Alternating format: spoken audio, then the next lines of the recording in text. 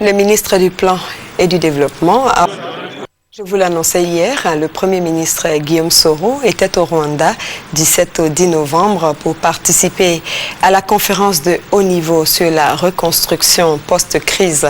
En marge de cette conférence, le chef du gouvernement a été reçu par le président rwandais Paul Kagame et par des hauts responsables du pays. Il a aussi visité le centre mémorial de Kigali, dédié aux 800 000 victimes du génocide rwandais. Compte rendu à Ouattouré avec les images de la primature. Au centre mémorial de Kigali, le Premier ministre Guillaume Soro, au nom du peuple de Côte d'Ivoire et en souvenir des 3000 morts de la crise post-électorale ivoirienne, a rendu hommage aux 800 000 morts du génocide rwandais en 1994. Il a ensuite été reçu en audience par son homologue rwandais. Le chef du gouvernement et sa délégation se sont rendus le lendemain au ministère de la Défense avant de rencontrer le ministre rwandais des Affaires étrangères. Il a par ailleurs visité le centre de démobilisation et de réinsertion des ex-combattants de Mutobo près de Kigali.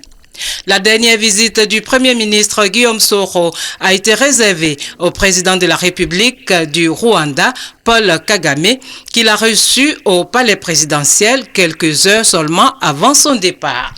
Au terme de son séjour au Rwanda, le Premier ministre Guillaume Soro s'est confié à la presse à l'aéroport de Kigali. Nous repartons avec la fierté d'avoir participé à ce sommet et surtout d'avoir accompagné un pays africain qui a aussi un modèle à revendre, non seulement à l'Afrique, mais au monde entier.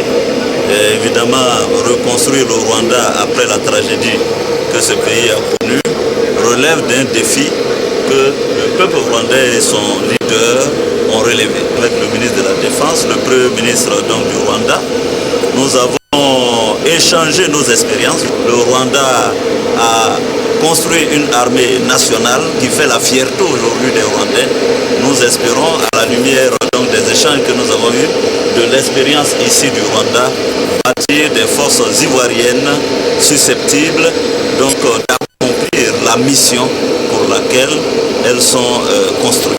Nous avons été ensemble d'accord de dire que les deux ministres des Affaires étrangères doivent se retrouver rapidement pour mettre en place un cadre de coopération.